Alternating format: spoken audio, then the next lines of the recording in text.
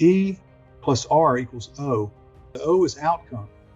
So when you're going into an interaction or you're dealing with a situation, what is the outcome you want? Have that in mind, right? And then E is for event.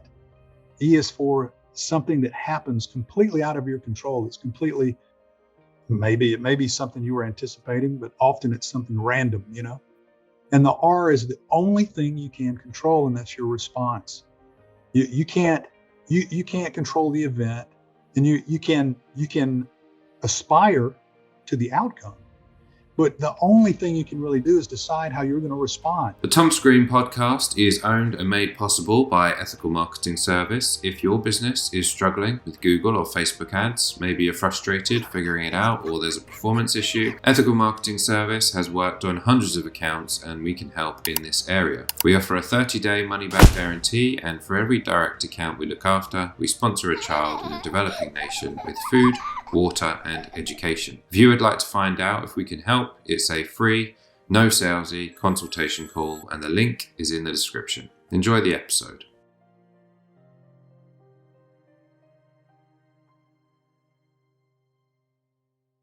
Thomas Green here with Ethical Marketing Service. On the episode today, we have Dan Howington. Dan, welcome. Hey, Thomas, thank you for having me. Excited to have this conversation with you. It is very much my pleasure. Would you like to take a moment and tell the audience a bit about yourself and what you do? Sure. I am a 30-plus year veteran of selling and sales. I am probably a 25-plus year researcher into human behavior, and including NLP and human needs psychology. I'm trained with Tony Robbins and Chloe Madonis as a strategic interventionist. And I believe our ability to understand who we are, what makes us happy, is really the cornerstone of everything we do in life. And we really cannot be successful unless we are whole ourselves and we learn to love ourselves, and we sort of embrace the power that we have to create our own reality. And that sounds very deep, and it can get very deep, but it's also a lot of fun, But I try to help people be their best. Define what happiness means for them, and pursue tactical ways of getting closer to their divine ideal. So that's what I do. Been doing it for about 5 years as a separate practice, and really regret not getting into it much earlier. It's very fulfilling for me, and the people I work with tend to enjoy it as well. So that's what I do. Thank you for the introduction. You touched on the fact that I'm going to ask you a lot about happiness today. I think that it's beneficial for everyone to study that topic. Even if you pick one thing up, it could be beneficial to your life. You did mention that you'd studied from Tony Robbins and Chloe Madonis. Is that the right way to say that name? I actually scoured the internet for those videos. So there's some really, really good videos where Tony does some interventions and Chloe does some narration over the top of it. And some of those are really good if people listening want to check them out. But what did you learn from being exposed to those two individuals? Well, it's very insightful, right? You learn a lot of things really from a conceptual standpoint about how to help people create meaningful change, and really what underlies our behaviors. As a coach or an interventionist, in my opinion, what we are is sort of a first step to make meaningful change. And if you have something that's more of a pathology, right, and you need a therapist, and you need to do some regressive sort of memory mining to get to the real root cause of something that's really seriously impairing your ability to make change. That's more of a licensed therapist sort of a situation, right? But what I can do is, and people like me that have been trained, is we can identify these self-defeating behaviors that are the way you're choosing to meet your needs now. And I think sometimes when you have someone come in from the outside and look at that behavior, it just gives you a fresh perspective, because when you're caught up in it, it's very hard to see what's going on, right? Especially as it involves emotions, and especially as usually those emotions revolve around relationships. And we as people we tend to create these behaviors when we're young. We model what we see, and we don't really understand the impact it's having until we get a little more mature and we start realizing this is not healthy for me. Why am I continuing to put myself in this type of a situation? Or why am I continuing to go down this emotional path when it's not, the outcome is not what I want, right? And it's not uplifting, it's not elevating. And it takes a little bit of introspection to kind of dive into what's causing that and how to create a better response to that stimuli. So I know I'm giving you a long answer to that question, but really, the short answer, it gave me a framework. It gave me some techniques and some concepts to use when I run into some of these common issues that people deal with that keep them from being their best. And when you took that training, was it for yourself or were you trying to help someone else? Well, the outcome was to be able to help other people, right? It's probably much as you've done in your life. You meet people that are wonderful people. I mean, everybody, really everyone in the world has that capacity. But I think a lot of times you'll meet people that are wonderful people that have some negative behaviors, negative thoughts, just their words and actions that come across. And in my career as a sales leader, right, in technology, I dealt with a lot of people that had imposter syndrome, for example, and just had a lack of belief in themselves, or parents who really had subjugated, or repressed their own need for happiness in order to take care of their children, and not realizing that in doing that they were being less of a parent, because you cannot be an incomplete person and be your best. And when you're not taking care of yourself, you're not complete, right? So a lot of my interaction with others in my career really was around positive, optimistic, uplifting support of them, and helping them believe in themselves and helping them understand how unique and wonderful they are, right? And the biggest thing was how to get them to buy in and believe that. That's the biggest challenge. So I don't know if I answered your question or randomly spouted out in some direction, but No, I think you did, and you touched upon something which I was going to ask you about, and I'm not sure if you answered this in the question, but I'll clarify. Which is, I was going to ask you what is the biggest challenge people struggle with, but is it the fact that they're not prioritizing themselves, as you touched on? there are several things that add up to this thing, right? But I think it's just not having clarity on what happiness means for them. I mean, I've been saying, working with people, there's 5.25 billion ways to be happy in this world, and that many ways to live their life. And then recently I had to update my numbers. It's more like 7.98 billion, right? It's a lot more than the number I was using. But nonetheless, it's a very unique thing. And I think we tend to sort of be lemming-like when we get into the corporate world, or we get into business and we're trying to be successful. I think we tend to, if we're smart, and most of us are smart, and not everyone does it this way, but a lot of people that I work with follow people that they think are doing things the right way, right?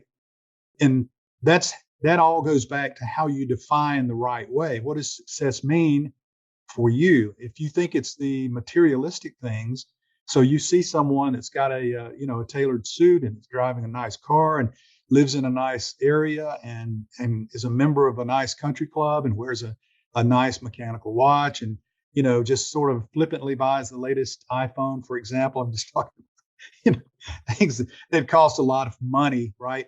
And if that is the thing you pursue, at some point in your life you have this epiphany. You wake up and you're like, man, I am not happy. I am not happy. I have all the boxes checked, but I'm not happy. I'm not fulfilled. My spirit is just low, right? I mean, I don't feel worthwhile. I don't feel valued. I don't feel elevated. I don't feel loved. I don't feel uniquely valued. And that's because most people look to external people, external forces, external things to validate who they are and to validate their value.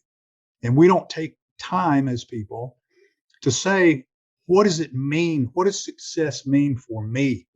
I realize the 9 to 5, being there early, staying a little late, getting more done than I'm asked for. Sort of that grind, if you will, is what my dad did, and that's what made him successful, and that's what he admired. And a lot of people in my generation, that's what they admired. That's the behavior they modeled, you know. And we get validation along that line because when we work for others, because that's what they want, right? Because they want sort of that blind obedience. And I don't think it's a conscious thing. I don't think people have bad intent.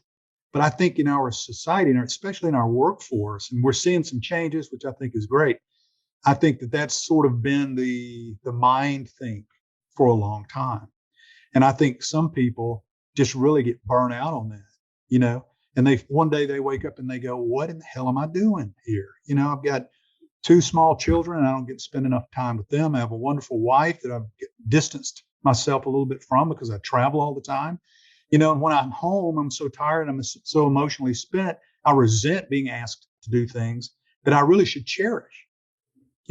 So we get into these situations where we're ticking the box that we have of success, all the little bullet points, and yet we're ignoring our heart and our soul. And it's a difficult feeling when you're there and you don't know how to get out of it, right? And that's what I try to help people do. Did that answer? You referenced it perfectly answers the question, but it gives me a follow-up question because you mentioned that people aren't defining their own happiness. The next logical question for me is, how do you define happiness for yourself? Well, I define happiness for myself in giving back, right? Growing, learning as a person, being productive, being valued for my expertise, but really being able to spend time on the things in my life that are truly meaningful. I have a great relationship. I have two boys that are grown, but we communicate quite often. I try to help them and guide them. I volunteer for some young fellows here at the high school in Greensboro, Georgia, to help them, prepare for life and prepare for learning and prepare for their career, and still trying to help them keep, whether it's faith or family or whatever, first in their life, so that we're working for the finances that we need in order to have freedom. And so when you have freedom, how do you spend that time, which is freedom? Time freedom is the highest form of freedom, right? Is being able to do what I want to do when I want to do it. And so for me, it's giving back. It's seeing people succeed. It's seeing people happy. It's having people, when they see me, smile and go, man, it's good to see you. That makes me happy, right? And then I also have I'm a musician, and having the opportunity to express myself musically brings me joy. And it's sort of a childish thing. It's not like I make any money, and I'm not going to be rich. You won't see any album covers or splashy ads on Spotify for me. But here around in my community, I can get out and play with some other guys, and we have a good time. We can, for a while there, we can pretend that we're pretty good. And so, but it's things like that, I think, that for me bring me joy. And my only regret is I didn't start doing this about 10 years ago. I would have, I think, been able to help a lot more people if I had started earlier, and by that I mean in a more focused and disciplined way. So, and I love. So is happiness for you is your contribution to others? Is that a good summary? That's a good summary. I think from a neuroscience standpoint, it's been proven that we're happiest when we serve, when we are serving others, when we are helping others, when our motive is transparently for you to be successful, for you to be happy. That's when we're our most fulfilled. And that fulfillment spiritually really does something, strikes a chord with all of us, Well, that was the next thing I was going to ask you about, and that is how science plays a role in happiness. Your thoughts? Well, it's interesting, from a neuroscience perspective, the more that we can define things that upset and make us unhappy, the better we are able to compartmentalize that. And I don't mean necessarily taking it away where we don't experience it, but when we can name a negative emotion, or we can name a negative experience. We sort of give it a nickname that robs it of power in a way. It's not a nebulous sort of something I don't recognize. When you can recognize and name it, like sometimes we go through this process, we call it a crazy eight in our training. And it's where you're really mad, you're just angry, and then you go down and then you're really sad because nobody cares about what you think. And then you go back and you're really mad, and then you go down and you're really sad. But when you call it a crazy eight, you recognize that when it starts to happen, right? And it sort of gives us a buffer from all of that. The other thing about the neuroscience of happiness is when we are grateful, consistently grateful for what is going right in our lives, it sort of keeps us above the line. It's sometimes we get into these pity parties, if you will, and we feel sorry for ourselves, or we feel victimized, or something's not going right, or something's not fair. That's kind of when you drop below the line. If you think the line is like it's not too happy and I'm not too sad, I'm pretty content. When you go below that line, it begins to compound upon itself sometimes. And the idea of gratitude pulls us above that, keeps us above that. And so it's something that, as a daily practice, if you find something to be grateful for, remind yourself how lucky you are. I hear people sometimes, they'll say, oh, well, of course that happened to me. Like, their course in life is to be unlucky. And I'm always like, it's bullshit. You're one of the luckiest people I know. It's like, I remember telling my children when they were growing up, like, I wish we were rich. I'm like, are you kidding? We're filthy rich. I got you, I got your brother, we've got a nice house. We're gonna have steak tonight. You just you try to focus on the things that are positive in your life, and you'll find that will fill your mind. There's not room for a lot of negativity when you focus on the positive. It's not something you have to do every moment, but it's a good habit to get into at the beginning of the day, and at the end of the day as well, when you're getting ready to go to bed. Just remind yourself of those things that you're thankful for. Even if you're mad, sometimes you can be mad at someone in your life, but you're still grateful and thankful that you even have that friendship, right? There are people that would love to have a relationship like that with someone. So that's one big secret, I think. There are other little tips and tricks. There's our bodies and our minds are really closely intertwined. So our physiology drives our psychology sometimes. Well, quite often, as a matter of fact. And I share with people that, there's a pose called the Superman pose, and you can call it the Wonder Woman pose, or if you can call it the hero pose, whatever you're comfortable calling it, doesn't really matter. But if you stand up and you pull your shoulders back and you put your hands on your hips, or you can spread your arms wide, like, you're receiving the adulation of, hundreds of thousands of roaring fans. However you want to think about it, you do that for about 2 minutes prior to getting on a phone call, prior to getting on a podcast, prior to going on a sales call, prior to anything where you're interacting with other people. The dynamics change, and your endorphins and your serotonin and everything increases, cortisol decreases. It's amazing, right? I mean, who would think that? But it has a profound impact on how we interact with the world, right? And you're just telling your brain, man, I feel great, just by the action. So just little things like that. There's a few other tricks I share when I work with people. Almost every stressor in our lives comes from trying to control those things we can't control. So there's an acronym I share, and I forget who first came up with it. It was one of the great motivational speakers out there, but I forget who exactly it was. But anyway, it's E plus R equals O, and so it's a very positive acronym to keep in mind. The O is outcome.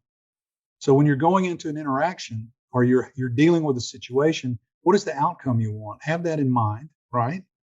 And I talk sometimes about something called the divine ideal, which is really if you were to fulfill your destiny, if you were to become everything that our Creator created you to be, in whatever role that you're filling, what would that look like? What would it feel like and smell like and taste like? Sometimes that's the outcome. It could be something much more, tactical. But whatever that is, you want to have that in mind. And then E is for event. E is for something that happens completely out of your control. It's completely Maybe it may be something you were anticipating, but often it's something random, And the R is the only thing you can control, and that's your response. You can't you can't control the event, and you can aspire to the outcome, but the only thing you can really do is decide how you're going to respond.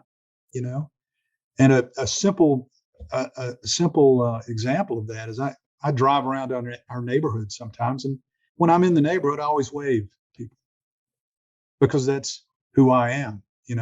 Occasionally my wife will say, "Why do you wave at everybody?" Nobody's waving back, right? But it's not about them; it's about me. I'm that guy that waves at you when you're in the neighborhood. That's what I do. I like that. I like being that way. And that's a way I express that. So it's not about the person in the truck that doesn't wave or, whatever the situation is outside of my control. I determine how I respond. And that's something I do. It's just a simple thing that I do. And it's a very simple example, but the same kind of thing happens if someone goes off and starts yelling at you, right? You have a decision to make. It's like when you decide to fight with someone like that, then both of you end up covered in mud, right? And so if you decide to maintain your composure and maintain it, that this is who I am and this is how I'm going to respond, it's a much more powerful position to be in than giving in to the anger and the baiting and whatever it is that's going on, right? So I use that quite often with folks. It's a powerful concept. Sometimes it takes a long time for people to really absorb it, start using it. But it's crazy how many people will remember that, years later, right? Be like, R, man, I am owning my R. Yeah, where you got to, brother? You know what I mean? It's important. Well, I was going to say it's a very profound point, so it's worth highlighting. And yeah, I needed to hear it, so thank you. And I can understand why it would be it sticks like a little formula. It's like a reminder. The only thing that you really can control is your response to whatever is happening, and that gives you your outcome. So thank you for that. Yes, I do have one question which I just have to ask based on your answer, which is: did you do the Superman pose before our conversation today? Absolutely, I do. Absolutely, every time. I can't say I did it for full 2 minutes. I didn't time it, but I do it until I feel nice and pumped up, and then then I sit down and do whatever it is I need to do. So little tricks like that. It's funny. Our brains are incredibly powerful, and sometimes we trick ourselves and we work against ourselves. And the more you learn about those little things about the integrated decision-making systems of our bodies and our brains, the more fascinating it is, honestly. It's it's an amazing, we're amazing people, and the psychology of trying to help people is really, it's fascinating. People can be incredibly frustrating. There are people when you try to tell them how uniquely gifted they are and you try to open their eyes to their own power, and they just refuse to accept that, right? And they continue to work in ways that will disprove that they're powerful and disprove that they are in control of their life because they don't want to believe it. To accept that you can control your reality is to accept that you've made some mistakes. That's the second thing I think holds us back, is our lack of forgiveness for ourselves. You have to accept that there is redemption, whether it's your faith or whether it's just your spirituality in general, or whether it's just the human condition. You have to believe in redemption. You have to understand that you're imperfect, and you're, in your life, if you aspire to be your best, that's one great positive step you can take. But you have to forgive yourself. You have to let go of these things you've done in the past that were stupid or that were even mean-spirited, that were mistakes, because you're doing the best you can. And there are more people that love and support you and are pulling for you to be successful than you even know. So that's the second step, I think, in trying to, in being happy and wanting to be happy. So, Well, you mentioned about previously about the gratitude, your practice of gratitude. Do you do that every night as a practice? Well, I do. My wife and I, we say grace before we eat anytime that we eat together. Actually, when we break bread, and one of those things is thank you for this woman. So I say that every time, right? Because I think it's important. I want her to know, and I want to remind myself, not that I need any reminder, but it's just a part of what we do that shows gratitude. I'm just so thankful, right? And when I say my prayers at night, my private prayers, I cycle through my friends and my family and anyone I know who's in need, and I'm always just thank you for the opportunity to help others, help me reach as many people as I can, and help them be happy with themselves, right? You meet so many people that are such great, wonderful people, such big hearts, and they're hurting, you know, and it's a challenge. But man, look, it's like I'll tell you now.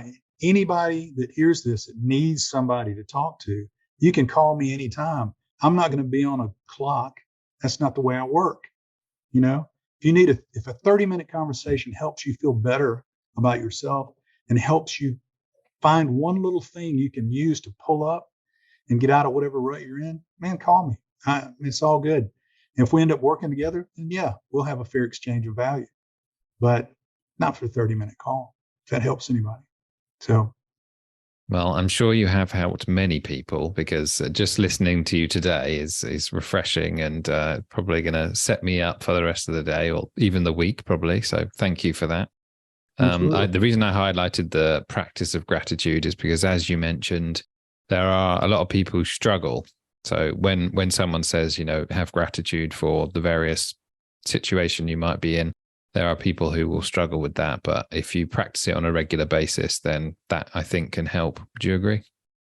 Absolutely. And, you know, sometimes, well, it's like I mentioned before, sometimes we get into this habit, right, of being like a victim. We talk about how things are so bad and things are so unfair, and it's almost a way of making excuses for not really pulling up your pants and getting after it, right? Not taking decisive action. And so we avoid them. We avoid taking responsibility for decisions that we made, because that's what we do. Look, every day you make choices every day. And so if you're in a situation you don't like and you continue to stay in that situation, you're making a choice. Somehow you're getting a need met by not acting, right? And people need to hear that though, right? Because you can just take a small step forward, one small step forward. And if that small step forward is recognizing how lucky you are, right? To have your mental capacity, right? To have all your fingers and toes, right? To have the use to be ambulatory, to be able to walk around, to have your hearing, to have your sight. There are, I don't know how many people, millions of people, I would say, that are somehow impacted in those ways.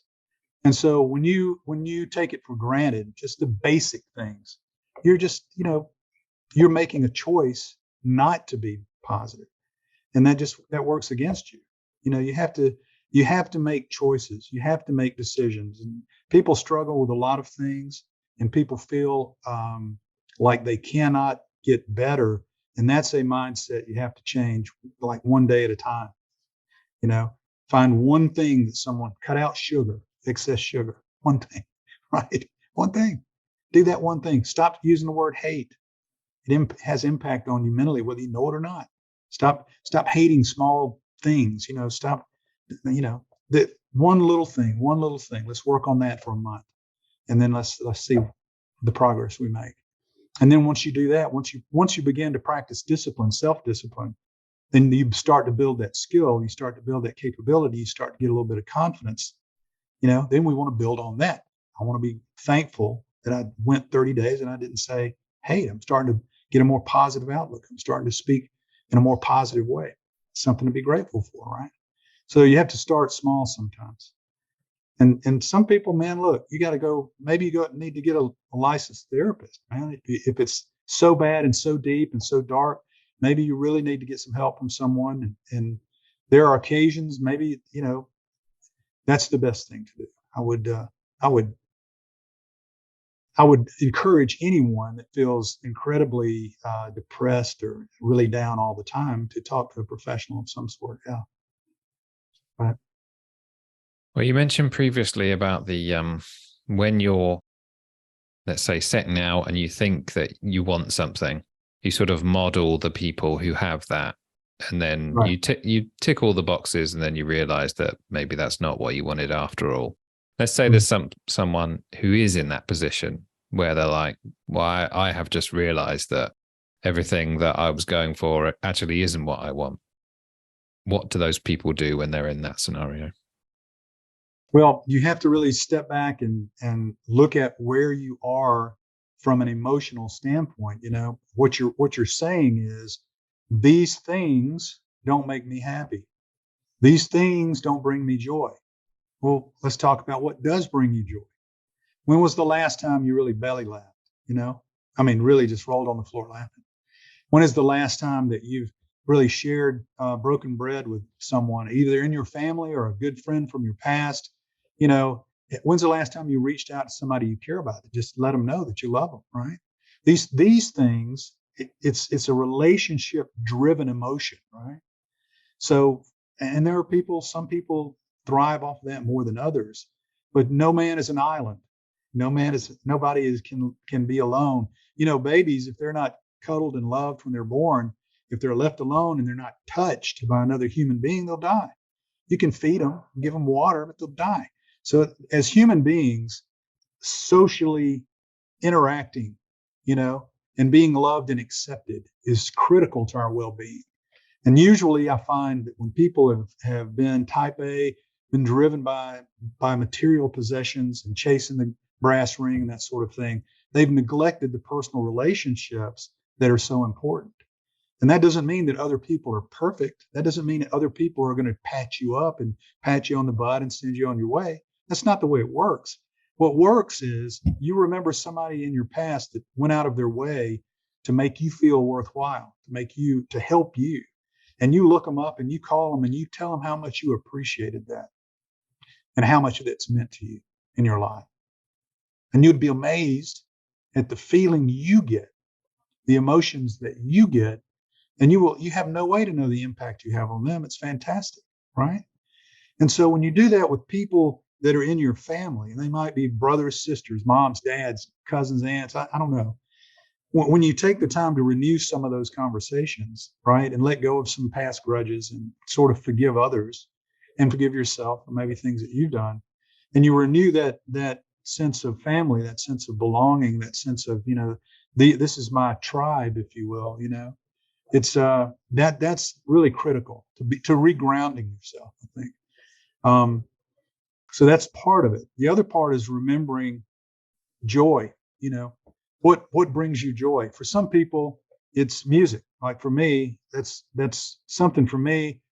Whether I'm good or not, and people like it or not, I don't care. I got to do it. Right? It's something I have to do, and I'm not self conscious about it at all. And so, if you like dancing, then hey man, go dance.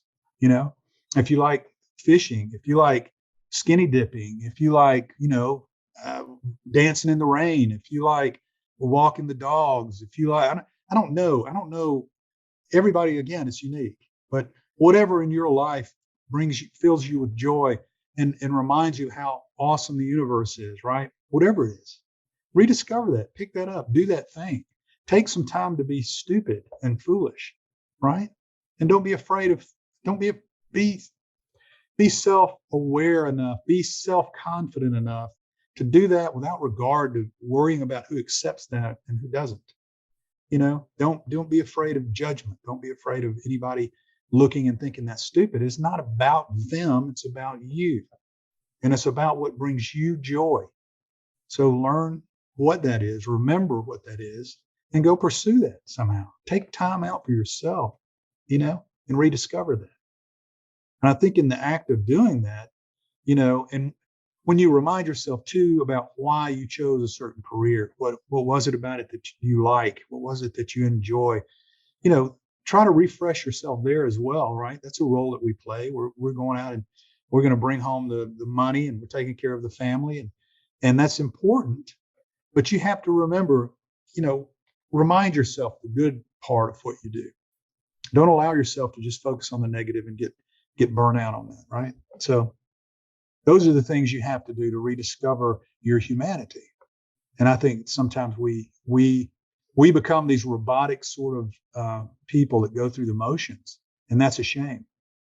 You know, you have to be, as long as, this is my opinion, when I meet people, Thomas, like meeting you, you know, as long as you're authentically who you are, and you trust me enough to be vulnerable and open and honest with me about who you are, I love you, man.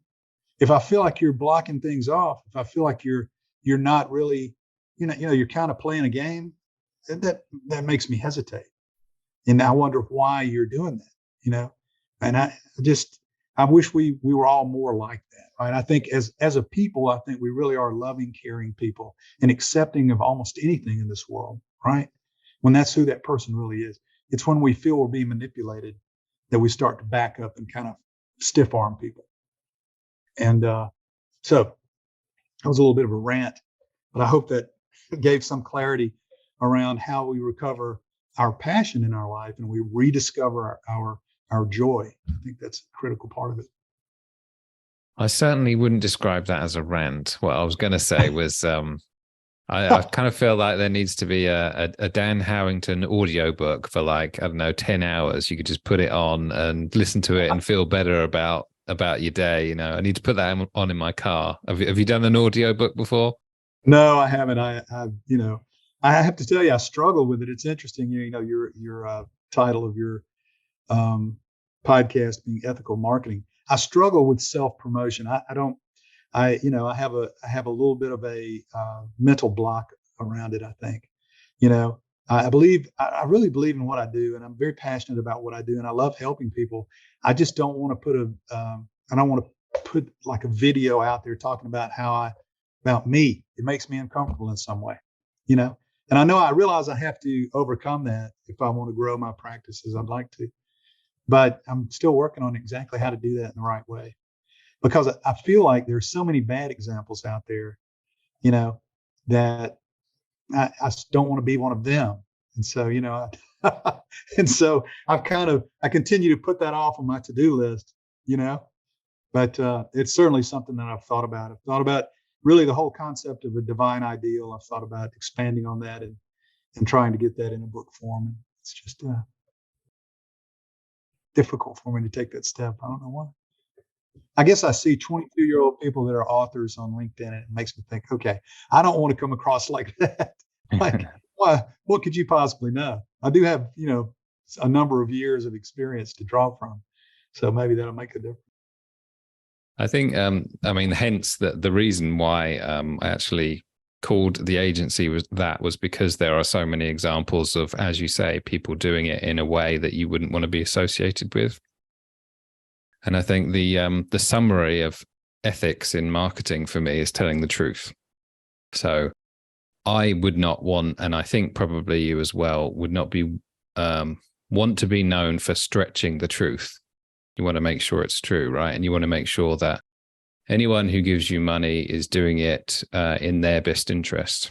So exactly. Right. As far as I'm concerned, if the other person is making their decision, their own decision about whether or not they want to be a client of yours, and you're telling them the truth, you shouldn't have any reservations about that. If, right, however, you're stretching the truth and they're actually not making the decision, you're making the decision for them, then that's where it starts getting a bit murky, and it's not something that I would want to be associated with. No, I completely. Does that help at all? No, I completely agree. I do. I don't know. It's one of those things. I'll find the right way to do it, but I was just fascinated by the ethical marketing. Sometimes you feel like those two things are divergent, right? Because of the way a lot of marketing is done, right? And certainly I'm sure that you are experiencing the same sort of automation around LinkedIn that I do. It's an interesting social media, and the way that we leverage it to try to find prospects and do business is an interesting, right now, conundrum, to try to do it in the right way. And the other part of it is, when you mentioned writing a book, that's something that's on my list to think about. But I can't really service that many people and give them the level of quality experience that I want to give them. So I only need, 8 to 10 personal clients. And, and from a training perspective, I can really only handle a couple, each month. So I'm not a mass marketer anyway, right? So my marketing is very much referral driven and that kind of thing, which is good. sometimes I feel like I want to break out of that shell and be somebody, with my own video about how great I am. And then other times I just cringe when I think about what that would look like. I just struggle, man. I'm just being honest with you. I struggle with that. Yeah, look how great I am. Marketing is a bit cringe at times. I can totally agree with you. Right. But there's a bunch of them out there. I said that I was going to ask you one question beforehand, and that is what does success mean to you? But I'm going to throw you a curveball because of the topic we discussed today, which is around happiness. And am I actually asking, when I say what does success mean to you, am I actually just asking what is it that makes you happy? What do you think about that? Well, I think you can't really be successful if you're unhappy. Now you can chop it up and define it by, am I financially happy or successful? Excuse me. Am I successful in my relationships? Am I successful in my career? You can chop things up like that. And I guess you could have different measurements and metrics and all that. But from a holistic viewpoint, you really cannot be successful if you're on a yacht and you're surrounded by opulence and you have a self perpetuating financial windfall that continues to multiply. And you don't have to worry about finances at all, and you're miserable. What I mean, how can that be defined as being successful? I think the two are intertwined. You can't remove them. And so, being successful is being, as a whole person, being successful. All of the roles that you play, you being in a place of contentment where you feel good about your relationships, your career, your finances. You're not perfect, and everything's not always fixed. Everything is always fluid, of course. But you're grounded enough in who you are, what you believe, and what your values are, and you're optimistic in the future, and you've got some habits that you've ingrained that keep you motivated and kind of keep you rejuvenated, and you remember every day to be grateful for where you are. Right? It's a wonderful place to be, where you are already solid and you're trying to improve, and all of us are there. See, that's the trick. Everybody is in that place. When I say, okay, grateful for where you are, I know some people, the levels you could define differently and all of that. But the reality is, if you're alive, right, and your brain is working okay, you've got a lot to be grateful for. And there's always take that next step forward. That's the other thing. The only choice we have in life is to ruminate on past problems, or to fix our gaze on something, an outcome that we want, a goal that we have, our ideal, our highest intent, and take a step forward. If you stop moving, you die. We're like sharks in that regard, right? So you always have to move. So if you're going to move, your decision is, do I move sideways? Do I move backwards? The choice, I say, the only choice that makes any sense to be happy and then be successful, is to move forward, And so that's my answer to that. I hope that's definitive enough, as long as you're moving forward. It's in the hunt, is what I would say. Happiness is in the hunt and in the improvement and in the growth, as much as it is in the destination, right? You have checkpoints along the way, but it's like, it's that the journey. And I know that sounds corny, and a lot of this stuff does sound corny, but I got to tell you, it works, right? So just keep moving forward, man. Be happy about where you are. Keep moving forward. That's a good life. It's a good life. So, is there anything that I should have asked you about today? So much, so many things. No, I think that's all good. There's many different ways to discuss this subject, and it all depends on your perspective. I've enjoyed it. I appreciate you giving me a little room to roam, which, obviously I can do without any prompting. So. Yeah, it was in my interest. I was enjoying it. So, Well, that's wonderful. for those who also enjoy it, where do people find you or connect with you?